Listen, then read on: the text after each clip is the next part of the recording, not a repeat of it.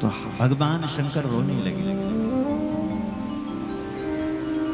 भगवान शिवजी ने सती की उस जलती हुई चिता को उठाया, कंधे पर रखा और देश देश में भ्रमण करने लगे। हा सती की बदन मोह,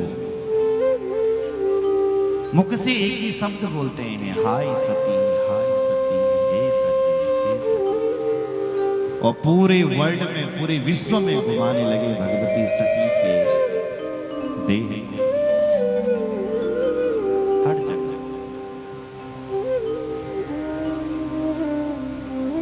देवताओं में हाहाकार मच गया, महादेव क्या कर रहे हैं। विष्णु भगवान के पास गए। भगवान विष्णु ने अपना सुदर्शन चक्र फेंका और जिससे भगवती के शरीर, सती जी के शरीर के टुकड़े होने लगे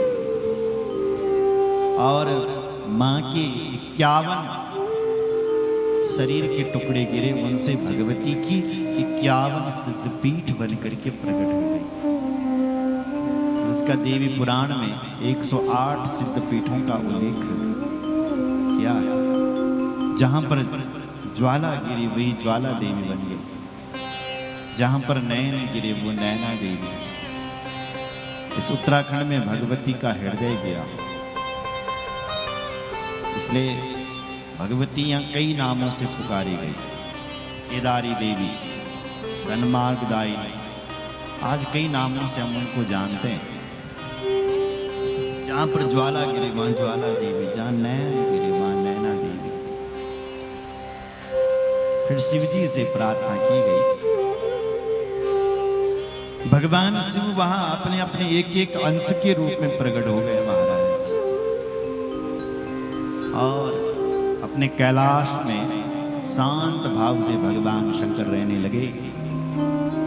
देवता लोग ब्रह्मा जी के पास गए। ब्रह्मा जी से कहने लगे, महाराज हम भाग लेने गए थे, अपना ही भाग दे दिया, क्या होगा हमारा,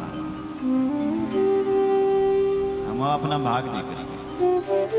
ब्रह्मा जी ने बोला, सब शिव जी के पास चलो। शिव जी के पास गए।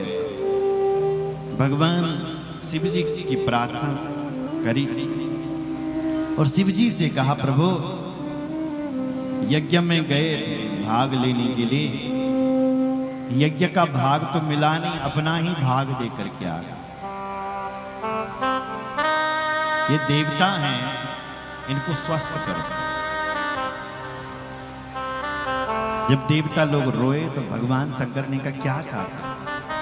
बोले, ये जो भृगु जी हैं ये बिना दाढ़ी की नहीं रह सकते।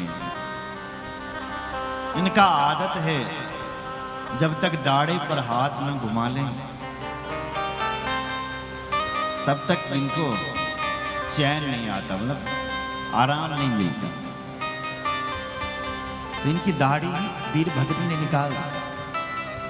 भगवान शिव जी बोले, जाओ मेरा आशीर्वाद है, अब लंबा दाढ़ा तो नहीं आएगा, जाओ थोड़ा थोड़ा दाढ़ी आ जाए, बकरे के दाढ़े जैसा थोड़ा दाढ़ा आ जाए। एक फैशन नहीं था, थोड़ी सी दाढ़ी यहाँ छोड़ लेते। बोले, एक देवता ऐसे हैं जो देख ही नहीं सकते साहब। तो शिव जी ने कहा, जाओ मेरा आशीर्वाद है कि तुम मित्र की दृष्टि से देखो। बोले, एक देवता ऐसे हैं जिनके दांत टूट गए। भगवान शिव जी कहते हैं, जाओ तुम फलाहार करो, भोजन करने की आवश्यकता नहीं।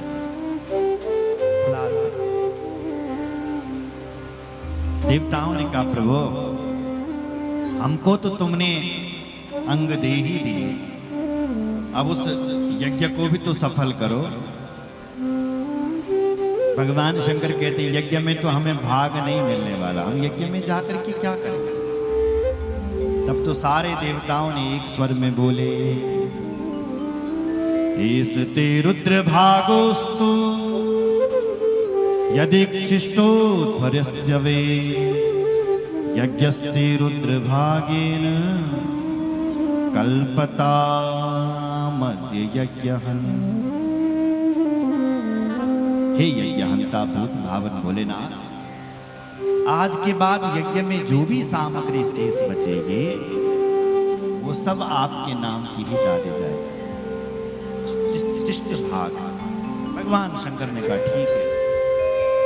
भगवान शंकर गए, उस यज्ञ में हरिद्वार में पहुंचे, कहा यज्ञ तब पूरा होगा, पहले जजमान को बुलाओ। देवताओं ने कहा हे महाराज, जजमान का धड़ तो ये पड़ा है, सिर स्वाहा हो गया, अब क्या होगा?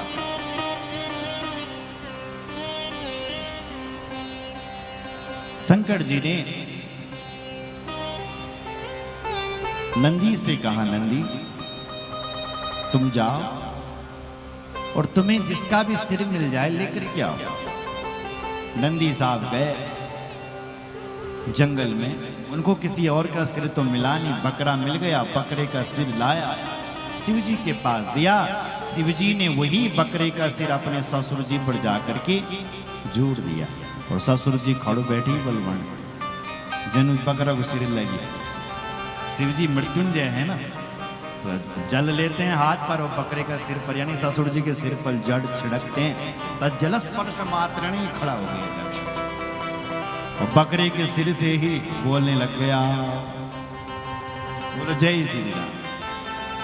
बकरे के सिर भूयानुग्रह हो भवता कृतो में दंडस्त्वया मयि भृतो यदपि प्रलब्धा न ब्रह्म बंधु सुचवां भगवन्नवज्ञा तुभ्यं हरेश्च कुतयेव धृता व्रजेषु।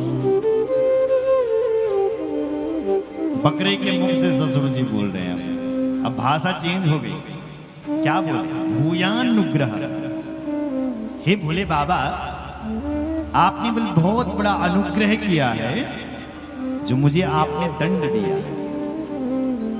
क्योंकि हे प्रभु मैं उदंड हो गया था।